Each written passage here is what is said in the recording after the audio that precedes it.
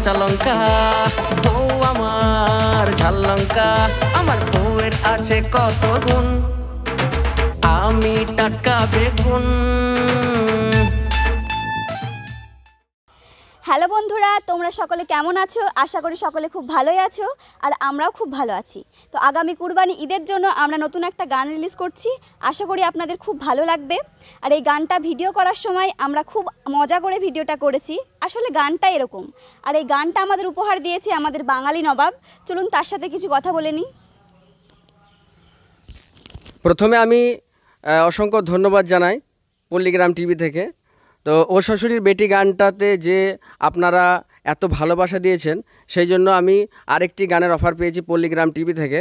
তো আরেকটি গান, যে গানটি হচ্ছে বউ আমার কাঁচা লঙ্কা। তো এই গানটা আশা করছি আপনাদের ভালো লাগবে, একটি নাচের গান। এই গানটা কবে রিলিজ হচ্ছে? এই গানটা রিলিজ হচ্ছে এই মাসের 9 তারিখে। তো ঠিক আছে, তো এবার আমরা এই গানটা যে লিখেছে এবার তার সাথে কিছু কথা বলে নেব। বলুন আপনার নাম। আমার নাম হচ্ছে এসকে সৌরভ আলী। আপনার বাড়ি? বাড়ি হচ্ছে সাগরদিঘি, মুর্শিদাবাদ। আচ্ছা, তো এত মজার একটা গান, তো আপনার মাথায় মানে এরকম ভাবনাটা আসলো কিভাবে? এখনকার যুগটাই হচ্ছে এরকম ফানি এবং কমেডি মানুষ ভালোবাসে, তার জন্যে লেখা।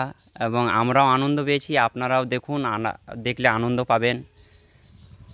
আচ্ছা ঠিক আছে, তো এবার আমরা কথা বলে নেব এই চ্যানেলের যে পরিচালক তার সাথে। আপনি কি বলবেন বলুন।